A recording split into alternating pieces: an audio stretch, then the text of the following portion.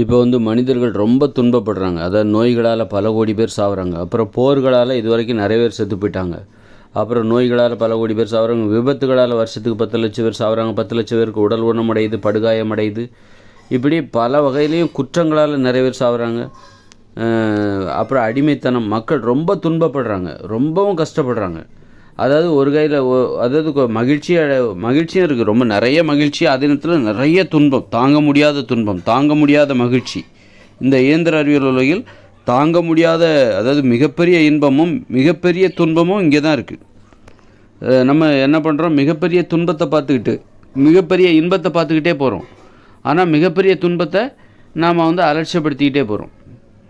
மக்கள் மிகப்பெரிய தாங்க முடியாத கவலை, அதுபோல் தாங்க முடியாத இன்பம், இப்போ இது ரெண்டையுமே அனுபவிக்கிறாங்க.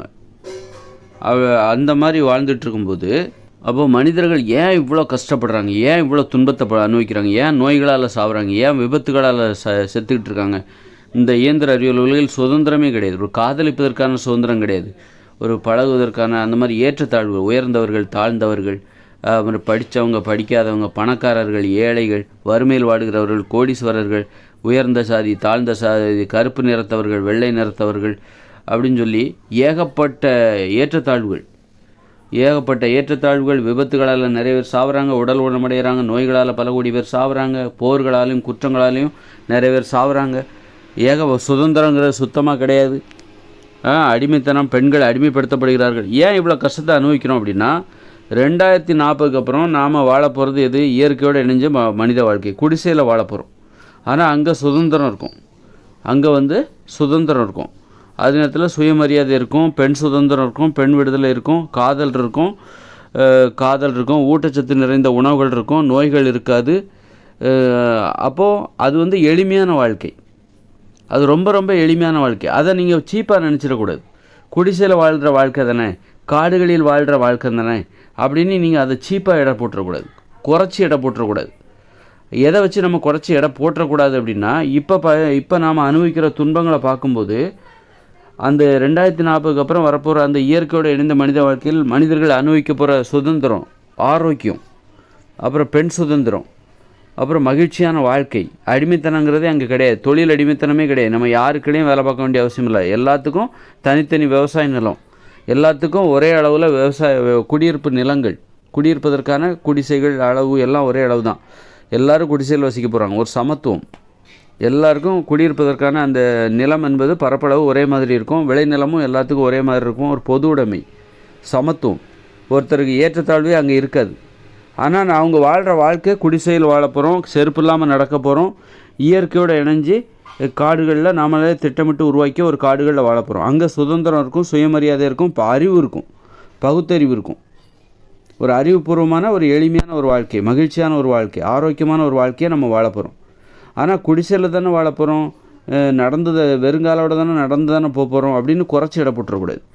அது குறைச்சி அது உயர்வாக நமக்கு தெரியணும். அந்த வாழ்க்கை 2040க்கு அப்புறம் வரப்போகிற அந்த வாழ்க்கை இருக்குல்ல, அதுக்காக நம்ம ஏங்கணும், அதை பெரிய உயர்வாக நினைக்கணும். அப்போ இது எப்போ உயர்வாக நினைப்போம் அப்படின்னா, எதனால் நம்ம உயர்வாக நினைப்போம் அப்படின்னா, இன்றைக்கி நாம் கஷ்டப்பட்டுருக்கோம். இன்றைய வாழ்க்கையோட, இதுவரையிலான மனித வாழ்க்கையோட ஒப்பிடும்போது 2040க்கு அப்புறம் வரப்போகிற வாழ்க்கை என்பது காடுகளில் இயற்கையோடு இணைஞ்சு, நம்ம திட்டமிட்டு உருவாக்கிய காடுகளில் இயற்கையோடு இணைஞ்சு குடிசையில் வாழ போகிறோம், செருப்பு இல்லாமல் நடக்க போகிறோம், வாகனங்கள் இல்லாமல் வெறுங்காலோட செருப்பு இல்லாமல் நடக்க போகிறோம். ஆனால் அது எளிமையான வாழ்க்கை, அதனால் நீ அதை குறைச்சி எடை போட்டுறாத. இந்த இயந்திர அறிவியல் உலகில் நாம் படுற துன்பத்தோடு அதை ஒப்பிட்டு பாரு. எவ்வளோ இன்றைக்கி நாம் படுற துன்பத்துக்கு அளவே கிடையாது. ஒரு சுதந்திரம் கிடையாது. காங்கிரீட் காடுகளில் சிறைவாசிகளாக இருக்கிறோம், காங்கிரீட் வீடுகளில் சிறைவாசிகளாக நாம் இருந்து கொண்டு இருக்கிறோம். ஒரு தனிமையில் இருக்கிறோம், தனிமை சிறையில், காங்கிரீட் வீடுகளில் தனிமை சிறையில் நோயாளிகளாகவும், மகிழ்ச்சியே இல்லாமல், சுதந்திரமே இல்லாமல் நோயாளிகளாக நாம் வாழ்ந்து கொண்டிருக்கிறோம், அடிமைகளாக வாழ்ந்து கொண்டிருக்கிறோம், அவமானத்தில் வாழ்ந்து கொண்டிருக்கிறோம்.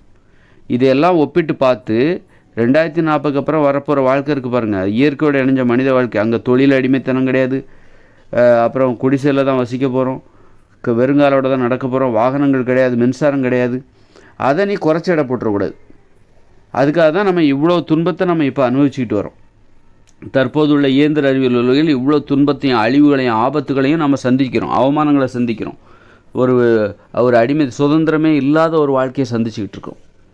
அப்போ இதோட ஒப்பிட்டு பார்த்து நீ என்ன பண்ணணும், இதோட ஒப்பிட்டு பார்த்து 2040க்கு அப்புறம் வரப்போகிற அந்த இயற்கையோடு இணைந்த மனித வாழ்க்கை எவ்வளோ பெரிய மேலானது. ஒட்டுமொத்த மனிதர்களுக்கு விடுதலை தரக்கூடிய ஒரு உலகம் அது. மனிதர்களுக்கு விடுதலையை தரக்கூடிய ஒரு உலகம் அப்படிங்கிறத நம்ம ஒத்துக்கணும், அப்படிங்கிறத நம்ம உணரணும். நீ இது பிரம்மாண்டமாக இருக்குது, அது எளிமையாக இருக்குது, குடிசையில் தான் நம்ம வாழ போகிறோம், சரி என்ன வாழ்க்கை அப்படின்னு நினச்சிடக்கூடாது. ஆனால் அங்கே என்ன இருக்குது, இயற்கையோடு இணைந்த அந்த எளிமையான வாழ்க்கையில் பெண் சுதந்திரம் இருக்குது, பெண் விடுதலை இருக்குது, ஆண்களுக்கும் சுதந்திரம் இருக்குது, அடிமைத்தனம் என்பது இல்லை, ஏற்றத்தாழ்வு இல்லை, எல்லாருமே குடிசையில் தான் வாழ போகிறோம், ஏற்றத்தாழ்வு என்பது இல்லை அங்கே. அப்புறம் உடம்பு ஆரோக்கியமாக இருக்கும், அங்கே சாப்பிட்ற உணவுகளால் நோய்கள் வராது, ஆரோக்கியமாக இருக்கும் உடம்பு, ஆயுட்காலம் முழுமைக்கும் வாழ்வாங்க, உடல் உறுதியாக இருக்கும், அழகாக இருக்கும். அப்புறம் மரியாதையோடு வாழ்வாங்க, அடிமைத்தனம் என்பதே இருக்காது, அவமானம் என்பதே இருக்காது, அன்பு பாசம் குடும்பத்தோடு வாழ்வாங்க, உறவினர்களோட ஒற்றுமையாக குடும்பம் சமூகம் கூட்டு குடும்பம் ஆடல் பாடல்னு மகிழ்ச்சியாக வாழ்வாங்க. ஆனால் அவங்க குடிசையில் வாழ போகிறாங்க, செருப்பு இல்லாமல் நடக்க போகிறாங்க, விவசாயம்தான் பண்ண போகிறாங்க. அதனால் நீ அதை குறைவாக நினச்சிடாத. இந்த இயந்திர அறிவியல் உலகில் நாம் படுற அவஸ்தைகளை பாருங்கள். பெண்கள் அடிமைப்படுத்தப்படுகிறார்கள், அப்புறம் வன்முறை, அவமானம், தொழில் அடிமைத்தனம், நோய்கள், விபத்துகள், குற்றங்கள், போர்கள் அப்படின்னு சொல்லிட்டு அது மாதிரி ஏற்றத்தாழ்வுகள், பணக்காரங்க ஏழைங்க படித்தவங்க படிக்காதவங்க, ஏற்றத்தாழ்வுகள், நீ வேறு நான் வேறு, தீண்டாமை, ஏற்றத்தாழ்வுனால அது தீண்டாமை தானே, தீண்டாமை, இப்படி பலவிதமான நோய்களால் பல கோடி பேர் சாப்பிட்றாங்க. இப்படி பலவிதமான துன்பங்களை எதுக்காக நாம் அனுபவிக்கிறோன்னா 2040க்கு அப்புறம் வரப்போகிற ஒரு வாழ்க்கை இருக்குல்ல, எளிமையான வாழ்க்கை, அதை நீ குறைச்சி இடப்பட்டுறக்கூடாது. அது உனக்கு மிகப்பெரிய சொர்க்கமாக தெரியணும், அது உனக்கு ஒரு மிகப்பெரிய விடுதலையாக தெரிய வேண்டும். அதற்காக தான் இப்போ நாம் கஷ்டப்பட்டுட்ருக்கோம். இப்போ இன்றைக்கி நம்ம சொல்கிறோம்ல, ஆங்கிலேயர்கள்ட்ட நாம் அடிமைப்பட்டோம், இன்றைக்கி நாம் சுதந்திரமாக இருக்கோம். இன்றைக்கி நம்ம சுதந்திரமாக இருக்கிறதுக்கு முன்னாடி என்ன பண்ணோம், ஆங்கிலேயர்கள்ட்ட அடிமைப்பட்டு கிடந்தோம். அதனால்தான் இன்றைக்கி நாம் சுதந்திரமாக இருக்கிறது பெருசாக தெரியுது நமக்கு. இந்த சுதந்திரம் நமக்கு ஏன் பெருசாக தெரியுதுன்னா, கடந்த காலங்களில் ஆங்கிலேயர்கள்ட்ட அடிமையாக கிடந்தோம்.